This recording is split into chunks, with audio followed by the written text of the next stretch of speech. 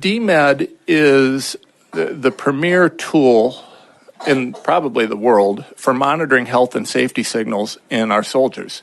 It's paid for by our federal government. It's a very expensive project, and it's something that is done to look for safety signals in our soldiers. So if there's a huge spike in some random disease or some random this or some random that, it triggers them looking at this. The DMED data is pulled from the military healthcare system, which is, it's viewed generally as a very, very good source of data because of the fact that if you're a soldier, you go to the doctor for, the military. The military has all your records. You go regularly. It's consistent. So they have very, very good data there. At least that's what they used to say. And if I ask you about the results of DMED data, is there a way you could tell me or give us some veracity, authentication foundation?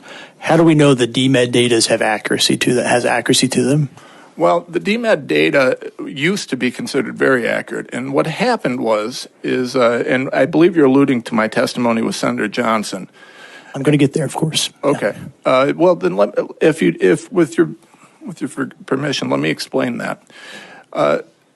We had several soldiers that came to me, and they were heroes because they've been through the ringer. They came to me and they said that, hey, we watch this DMED database, and the DMED database, the purpose of it is to keep our soldiers safe. What are they being exposed to? If we're doing something, what's happening to them? So we're paying a lot of money for good results on this. They said, since we've been giving these vaccines, what we've seen is skyrocketing issues. Hundreds of % increases in very specific things. Not everything, but very specific things. You didn't see an increase in broken ankles. You saw an increase in neurological issues, an increase in cancers. Things that we're now seeing a lot of connections to coming out in the press with these vaccines. Things that people like Dr. Ryan Cole and Dr. Peter McCullough have talked about for quite some time. Well, these guys came to me with this data, and first of all, let me explain to you how we got the data, because this is relevant in case anybody has any questions about it.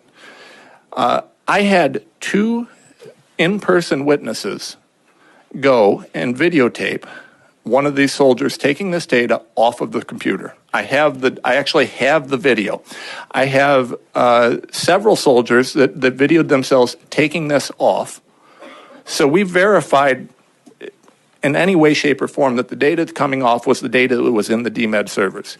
We took this data over time. So we saw them changing data. We watched them changing. Now, none of the data that was changed in a way that said,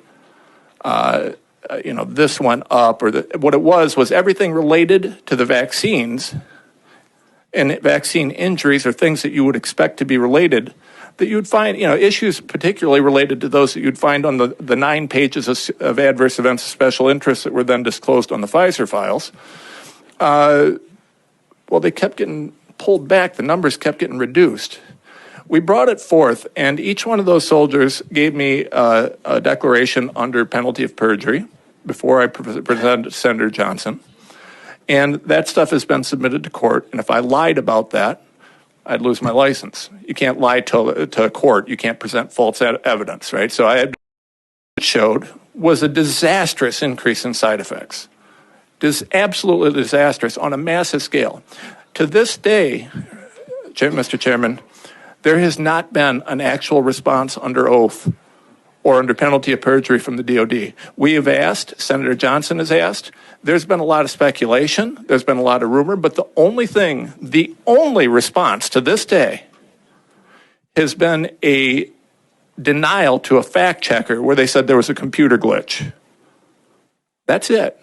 Nothing under oath. We charge that they were killed. Good explanation for that if you're interested. The DOD was involved with the funding for that. It also turns out that the DOD may have been involved with the distribution of the vaccines. The distribution of the vaccines was done by the DOD to provide an extra layer of immunity to Pfizer and Moderna. The DOD has done everything they can to cover this up, and they did the same thing with the DMED data, in my opinion. Thank you. I appreciate your testimony. I'll give you a last call for any more questions from the committee for this witness while he's here. Representative Vonnie. Briefly, I'm looking here at a Reuters.com fact check that says that the DMED data is actually incorrect and that the sharp increases were caused by underreporting for 2016 through 2020. Yeah, we pulled that data from 2016 to 2020 prior to the other data. So what we did is we pulled all the data going back. They didn't know that right away. We didn't disclose that right away. But we had data going back that showed that here's the response. This is the beautiful thing. The Defense Department's response to what we said was not that there was a glitch in the current data. It was that the data for the past 5 years, so the premier medical epidemiological database for the military was apparently went wrong by hundreds of percent for 5 years and nobody noticed.